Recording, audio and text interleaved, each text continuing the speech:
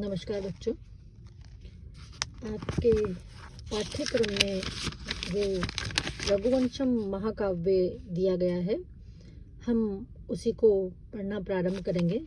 महाकवि कालिदास विरचित रघुवंशम नामक महाकाव्य। महाकवि कालिदास की जितनी भी रचनाएं हैं सभी सर्वश्रेष्ठ हैं।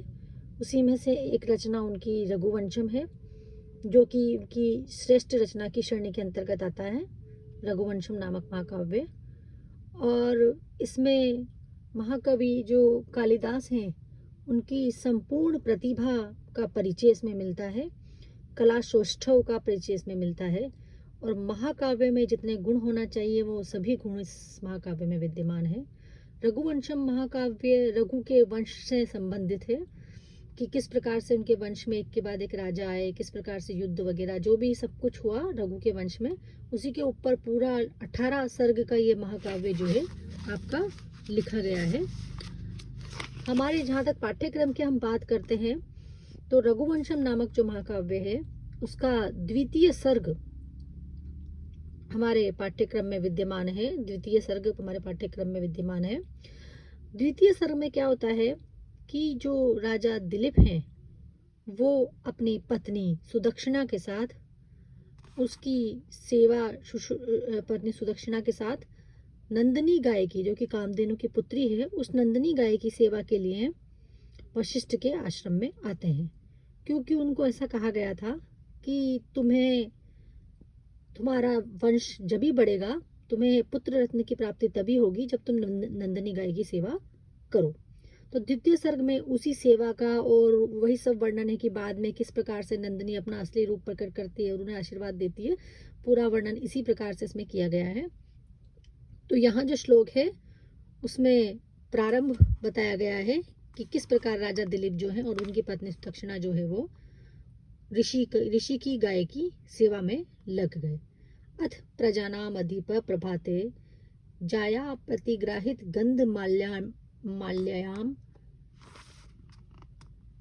जनाए पीत प्रतिबद्ध वत्साम यशोधना धेनु ऋषे मुमोच। कि अथ इसके पश्चात यशोधना यश रूपी धन वाले, अर्थात यश ही जिनका धन है। कहने का तात्पर्य कीर्ति यश राजाओं का धन होता है, उसी से राजा की सब जगह वो बोलती है। तो यश रूपी धन वाले प्रजा नाम अधिप, प्रजा के अधिप यानी कि राजा, यानी प्रजाओं के स्वामी। और प्रजा का स्वामी कौन होता है? प्रजा का स्वामी जो है वो राजा होता है। प्रजा के स्वामी दिलीप जो हैं वो प्रभाते प्रातः काल होने पर जाया अपनी पत्नी सुदक्षिणा के साथ प्रतिग्रहित गंधमालाम, रानी सुदक्षिणा के द्वारा जो गंधमाला यानी कि जो पूजा की हुई चंदन आदि से युक्त जो फूलों की माला थी वो पीत प्रतिबद्ध वत्साम, पीत दूध पी लेने के बाद प्रतिबद्ध बांध दिया गया था जिसके वत्स बछड़े को, यानी नंदिनी गाय थी उसका बछड़ा था और उस बछड़ा ने जब दूध पी लिया था तो उसको दूध पीने के पश्चात उस बछड़े को बांध दिया गया था।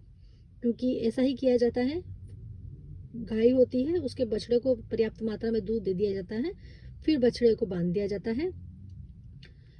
ऋषे धेनुम, ऐसी उस ऋषि की गाय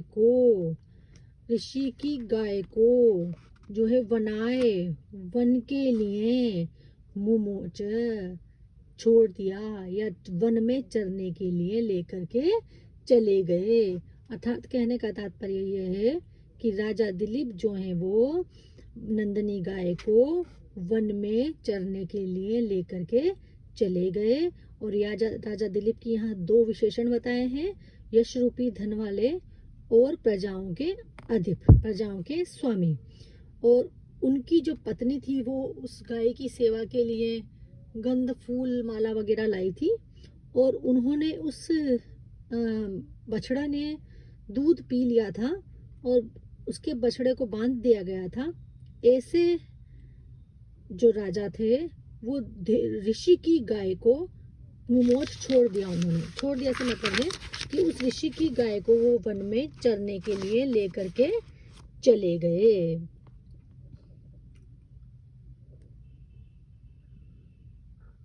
एक इसमें विशेष बात जो ये है कि पूर्व जन्म में राजा दिलीप ने इंद्र की गाय जो थी सुरभि, जो कामधेनु थी, उसका अपमान किया था। अतः दिलीप ने राजा को निसंतान होने का शाप दिया। इसकी निवृत्ति के लिए ही महर्षि वशिष्ठ ने सुरभि अर्थात कामधेनु की जो पुत्री है वो नंदिनी, उसकी आराधना करने के लिए उपदेश दिया। और उसी के उपदेश के बाद उसके प्रसन्न हो जाने के बाद ही राजा को दिलीप को अपने मनोरथ में संतुष्टि प्राप्त होगी, ऐसा कहा गया। इसके बाद देखो वो ले गए, तब क्या होता है, तस्य खुरन्यास पवित्र पांसुम अपांसुला नाम धुरी कीर्तनिया मार्गम मनुष्येश्वर धर्म पत्नी श्रुत्यरीव अर्थम स्मृति अनुगच्छत। देखो क्या कहते हैं ये कि राजा दिलीप की जो धर्म पत्नी थी, जो दक्षिणा थी, वो पतिव्रताओं में सबसे श्रेष्ठ थी। और वो नंदिनी के जो खुर रखने से, खुर से जो उसके जो पैरों के खुर थे, उससे जो पवित्र मिट्टी जो पवित्र हो गई थी, रज जो पवित्र हो गई थी, उस मार्ग का उसने अनुसरण किया। किस प्रकार अनुसरण किया, जैसे स्मृतियां जो है वो वेद के अर्थों का अनुसरण करती है। जैसे कि मनुस्मृति आदि जितनी भी स्मृतियां हैं वो सब वेद के अर्थों का अनुसरण करती है। इसी प्रकार उस गाय के खुर के मिट्टी को तो इन्होंने वेद बताया है, और उसका अनुसरण करने वाली सुदक्षिणा को स्मृति के समान यहाँ पर बताया है। तस्या खुरन्यास पवित्र पांसुम अपांसुलानाम अर्थात जो जितने भी पतिव्रता हैं उन सब में धुरी कीर्तनिया श्रेष्ठ माने जाने वाली मनुष्येश्वर धर्म पत्नी, मनुष्येश्वर यानी राजा, मनुष्यों का ईश्वर किसके लिए, राजा के लिए, राजा दिलीप के लिए। राजा दिलीप की धर्म पत्नी खुर न्यास पवित्र, खुर को रखने के कारण पवित्र हुई। यहाँ पे जोड़ेंगे पांसुम, पांसुम यानी मिट्टी, रज जो मिट्टी होती है, रास्ते की मिट्टी जो रज होती है वो। तस्या मार्गे, उस मार्ग का, जिस प्रकार की स्मृति, जो स्मृतियां हैं, मनुस्मृति आदि स्मृतियां हैं, वो श्रुते अर्थम, वेद के अर्थ का अनुगच्छत, अनुगमन करती है। वेद के अर्थ के पीछे, जैसे कि स्मृतियां जो है, स्मृतियों में सारी बातें वेदों से संबंधित ही आती है। स्मृतियां वेदों के मार्ग का ही अनुसरण करती है। उसी प्रकार इन्होंने कहा है कि वो जो राजा दिलीप हैं, वो जब लेकर गए तो उनकी जो पत्नी है वो उसने उस गाय के मार्ग का उसी प्रकार अनुसरण किया। पांसुम उस मिट्टी का, जिस मिट्टी पे उसके खुर पड़े, उस मिट्टी का उसी प्रकार अनुसरण किया जैसे कि स्मृतियां वेदों का अनुसरण करती है। और यहाँ पर राजा दिलीप की धर्मपत्नी के लिए जो बात आई है वो पतिव्रताओं में अग्रगण्य, यानी कि वो अपने पति के साथ यहाँ आई थी, सभी प्रकार से अपने पति के साथ ही वो सेवा करने के लिए तैयार थी, यानी वो पतिव्रता स्त्री थी।